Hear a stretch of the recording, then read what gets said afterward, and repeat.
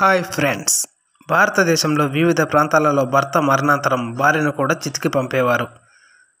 దీనిని సతీ సహగమనం అని చదువుకున్నాం. అంటే పురుషుడు చనిపోయాక ఆయన భార్యను కూడా కాలుతున్న మంటలలోకి వెళ్ళి ఆవిడ కూడా చనిపోవడం అన్నమాట. దీనినే సతీ అంటారు.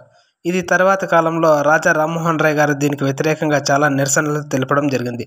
1829వ సంవత్సరంలో విలియం బెంటిక్ సతీని రద్దుపరిచారు.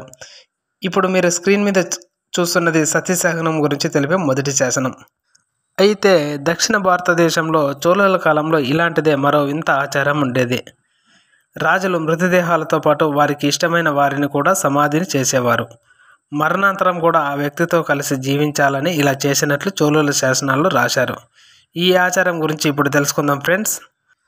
చోళుల కాలంలో ఒక రాజు చనిపోయినప్పుడు అతనితో పాటు 3 మహిళలను సజీవ సమాధి చేశారు. వారి గురించి తెలుసుకుందాం ఫ్రెండ్స్. ఆ రాజు పేరు పృథ్వీగంగన్. అనే రాజు మరణించినప్పుడు 3 కళాకారిణీలను కూడా సజీవ సమాధి చేశారు. దీనికి సంబంధించి తమరిపక్కంలోని అగ్నీశ్వర ఆలయంలో 3 శాసనాలు ఉన్నాయి. తమరిపక్కంలోని అగ్నీశ్వర ఆలయం ముందు హాలులో తూర్పున గల గోడ మీద స్తంభంపై ఉన్న 14 లైన్ల శాసనం కలదు. ఈ శాసనం శ్రీ కులత్తుంగ చోళ దేవ్ స్వస్తి శ్రీ త్రిభువన చక్రవర్తి పదవ సోమన పృథి మన కుతుడున్ దేవుడు పృథి గంగనుడితో పాలికొండ పాలె అని మొదలవుతుంది ఫ్రెండ్స్. తమరిపాకం శాసనం అర్థం ఏమిటో చూద్దాం ఫ్రెండ్స్. క్రీస్తు శకం 1188వ సంవత్సరంలో 3వ కులత్తుంగ పాలనలో స్థానిక రాజు పృథ్వీగంగన్ మరణం అనంతరం ఈ శాసనాన్ని చెక్కించారు. చనిపోయిన పృథ్వీగంగన్తో పాటు సజీవ సమాధి అయిన మహిళల పేరిట భూమిని పరిహారంగా ఇచ్చారని ఈ శాసనం పేర్కొంటుంది. వారి రాజవంశం ఉన్నంతకాలం భూమిపై తీసుకున్న వారిదే హక్కు అని శాసనం చెబుతుంది. అంతేకాకుండా తర్వాతి కాలంలో ఆయన వంశస్థులు ఆ భూమిలో కలుగజేసుకోకూడదని ఆ శాసనంలో పేర్కొన్నారు.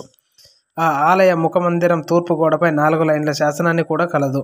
అందులో స్వస్తి మా దేవుడు పృథ్వీగంగన్తో పల్లికొండ అడుం అల్వార్ సతుర్గదై పెరుమాల్ నిరైతవన్ శతల్తో నృత్యం చేసే పృథ్వీగంగ అని వరుసగా ఈ శాసనంలో కలవు.